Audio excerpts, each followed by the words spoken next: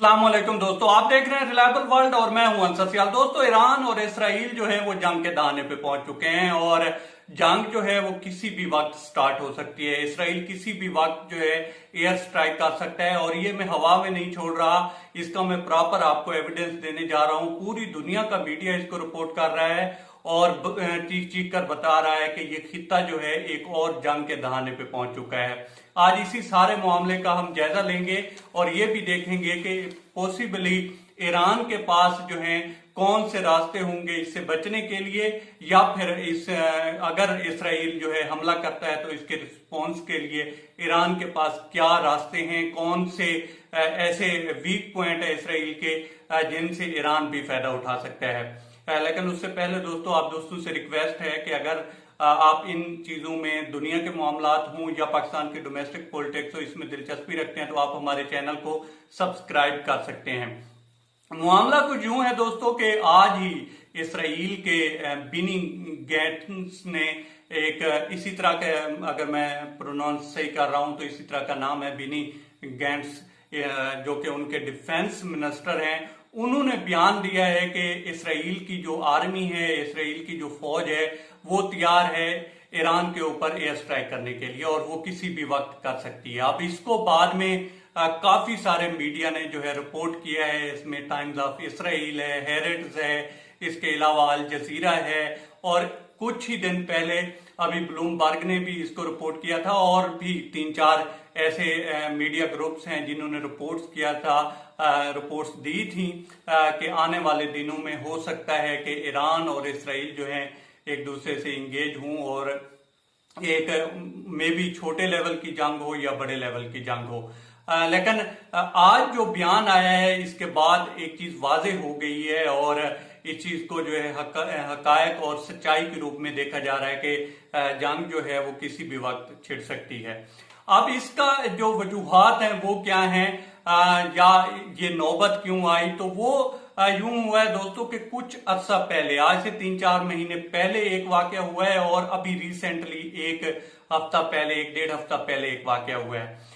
जो एक पहला वाकया हुआ था उसमें ये हुआ था कि इसराइल का जहाज आ रहा था और वो जब ओमान के साहिल से गुजर रहा था तो तब उसमें एक उसके बलाई हिस्से में एक धमाका हुआ था और जहाज जो था वो डूबने से तो बच गया था। उसके बाद वो दुबई के जो है साहिल पे आया और वहां पे उसकी मुरम्मत वगैरह की गई थी। तब भी जो इल्जाम लगाया गया था वो ईरान पे लगाया गया था।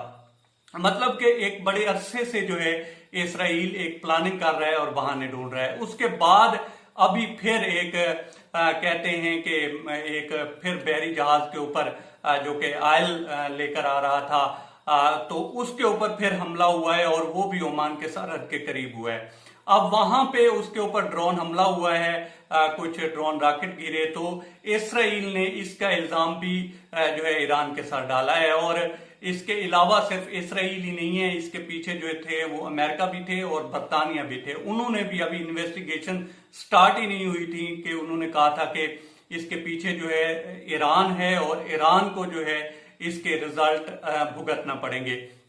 मतलब ये कि एक पूरा जो है एक मैदान तैयार किया गया है, एक पूरा प्लान तैयार किया है, एक पूरा ग्राउंड तैयार किया गया है कि ईरान के ऊपर हमला किस तरह से करना है और उसका जो है क्या चीज ऐसी हो जो बहाना बनाई जाए और एविडेंस के तौर पर पेश की जाए। तो ये एविडेंस उन्होंने तैयार किया है और इसके बाद अब वो रेडी हो चुके हैं ईरान के ऊपर हमला करने के लिए। और उनको लगता भी है कि चूंकि हेरेट्स जो है ये भी लिख चुका है, इसके अलावा 1-2 और भी अखबार लिख चुके हैं कि इसराइल इसी अपॉर्चुनिटी की तलाश में था और ईरान ने वो दे दी है। तो अब इसराइल जो है पीछे नहीं हटेगा और वो रिस्पॉन्स देगा जिसके लिए उसने तैयारी भी कर ली है। अब आ जाते हैं कि ईरान के पास कौन से ऐसे वसाइल हैं या रास्ते हैं जो इसराइल को जो है जवाब दे सकते हैं। तो ईरान के पास भी मल्टीपल ऑप्शन है दोस्तों, चूंकि इसराइल समझता है कि फलस्तीन वाली साइड से हमास को भी जो पिछले दिनों जो ड्रोन दिए गए या कुछ रॉकेट दिए गए, तो वो इसराइल का मानना ये है कि ईरान ने प्रोवाइड किए। इसके अलावा शाम की सरहद है या वहां पे भी जो गुरीला वार हो रही है, वहां पे भी जो इसराइल मानता है या अमेरिका मानता है, वो ये मानते हैं कि इसमें भी जो है ईरान का हाथ है। अब वो इन सारी चीजों को देखते हुए ईरान को जो है वो न्यूट्रलाइज करना चाहते हैं, लेकिन हो सकता है कि जो डायरेक्ट अगर एयर स्ट्राइक होती है और जंग होती है, इसमें ईरान जो है, चूंकि उसके पीछे, इसराइल के पीछे बड़ी बड़ी ताकतें होंगी, तो हो सकता है वहां पे तो वो शायद किसी न किसी तरह से मार भी खाए। लेकिन इसराइल के पास काफी सारे ऑप्शन हैं। वही फलस्तीन वाली साइड भी है, उसके अलावा शाम वाली साइड भी है, और जहां जहां से भी, इसके अलावा हिजबुल्ला उसकी बहुत बड़ी ताकत है ईरान की, और वो जो है लबनान से भी हमले करते रहते हैं। और कहा यह जाता है कि हिजबुल्ला के बनाने में भी ईरान का हाथ है, और अब तक जितना भी उनके पास असला या मवाद पहुंचता है वो ईरान के थ्रू पहुंचता है। तो ये 3-4 ऑप्शन ऐसे हैं जिनके ऊपर ईरान भी जो है अपना एक प्लान तैयार करके रिस्पॉन्स के लिए तैयार हो सकता है, और वहां से वो वाकई ही इसराइल को फ्रस्ट्रेट भी कर सकता है। अब ये देखने वाली बात है कि इन 3-4 जो ऑप्शंस हैं या मल्टीपल ऑप्शंस हैं, इनमें से किस पे वो गौर करता है या डायरेक्ट ही इंगेज होता है।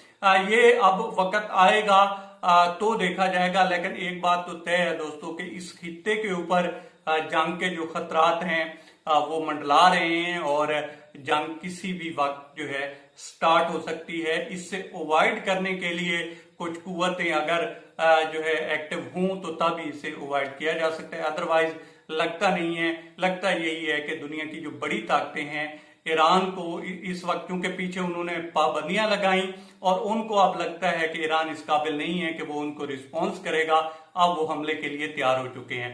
अब तक इतना ही। आप दोस्तों से रिक्वेस्ट है कि आप हमारे चैनल का विजिट करें, और अगर आपको हमारे चैनल का कंटेंट पसंद आए तो इसे सब्सक्राइब करें। तामुन के लिए शुक्रिया दोस्तों। अल्लाह हाफिज।